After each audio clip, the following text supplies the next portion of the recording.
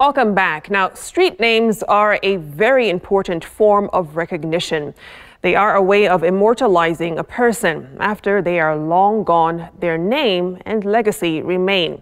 On this Mashujaa Day, we take a look at some of the well-known street names that pay homage to individuals who are less known. Take a look. So we're here in Nairobi CBD to find out just who the people were behind many of the streets that we drive on or walk on. The fact is, we don't even take a second thought as to who these individuals are. We just see a name and think, okay, maybe they were important enough to actually get their name on a street. But I want to do a bit of a survey to find out whether Kenyans actually know who these people are. Hi, how are you? How are you, Vicky? Good. So I want to actually ask you a question. Do you see that name on that street sign? I can say it. What is the name there? The name is Mokta Dada Street. Mokta Dada Street. Absolutely. Do you know who Mokta Dada? I don't know anything about Mokta Dada Street. Have you ever wondered, anytime you walk past here, who Mokta Dada was? I've never thought even of the same. Can I give you a hint? Absolutely, you can. Okay, so he's one of the first presidents on the continent after independence.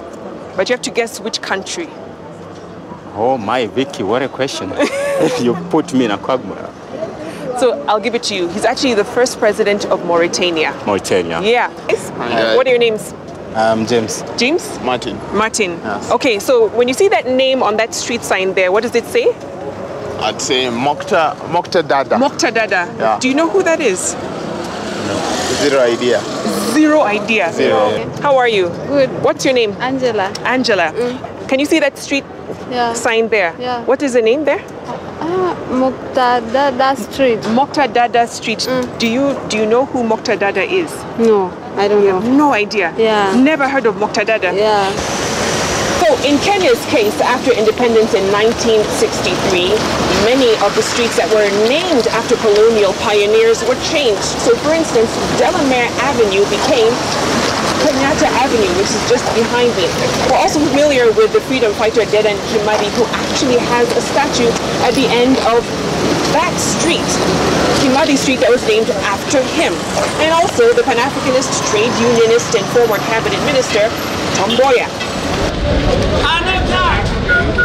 But what about Makan Singh, the Indian-born Kenyan labor union leader who is credited with establishing the foundations of trade unionism in Kenya? He has a street named after him in Parklands. Or Agwins Kodek Road, named after Clement Michael George Agwins.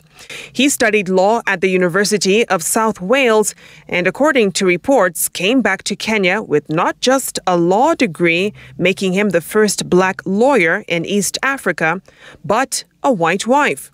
At that time, in the early 50s, the law did not allow an African to kiss a white woman, let alone marry one.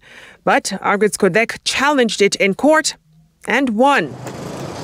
However, on January 29, 1969, Agwins Kodek, who was the Minister for Foreign Affairs, had a car accident on this very same road that was named after him.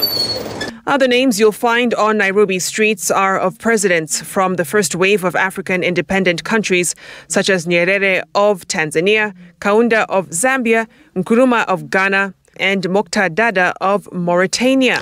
So as we saw earlier, quite a few Kenyans don't actually know who Mokta Dada is. Well, I gave a bit of a hint that he's the first president of Mauritania, but the reason why we actually remember him is because of his ability to create a consensus among different political parties and ethnic groups that lived in Mauritania. And it's because of his ability to do this that French authorities put confidence in him to be the first president after Mauritania gained independence in 1960. Now, Nairobi also didn't fall short in recognizing the contribution of black Pan-Africanists and international diplomats such as George Padmore, the journalist and author from Trinidad and Tobago, Marcus Garvey, the political leader and black nationalist from Jamaica, and Ralph Bunche, the political mediator and Nobel Peace Prize winner from the United States.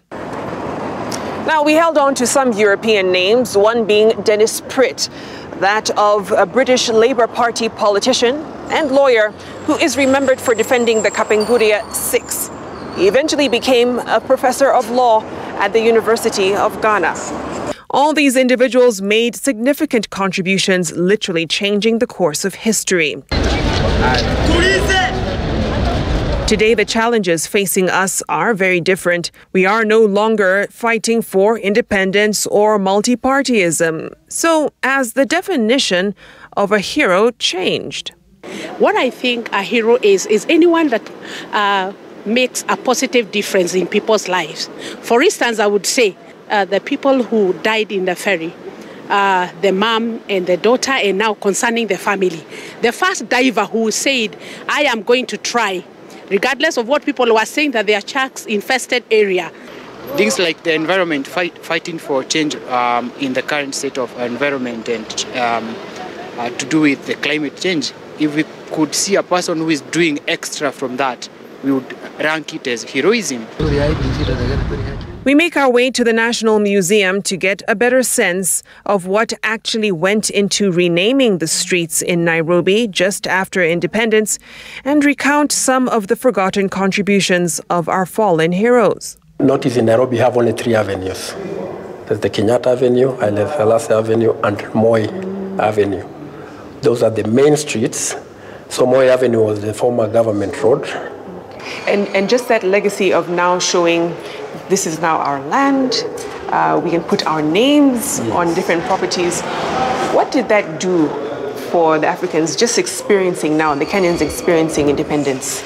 Actually, that was now a form of decolonization. Yeah, trying to honor the people who actually suffered for this country. An example, Harithuku. His story is not so common. He has a street just between the Central Police Station, and the Boulevard. Yeah, that was named after Harithuku. You know, Harithuku is the first person to protest when some oppressive laws started getting introduced in the country. Yeah, and then when he was arrested and deported somewhere in Kisimayu, a desert area, so that his voice cannot be heard, people started protesting. Yeah, and that's how now the protest and fight for independence actually started. Yeah. That's when now people started fighting back, looking for freedom. One segment, however, that doesn't feature prominently on Nairobi street names is women.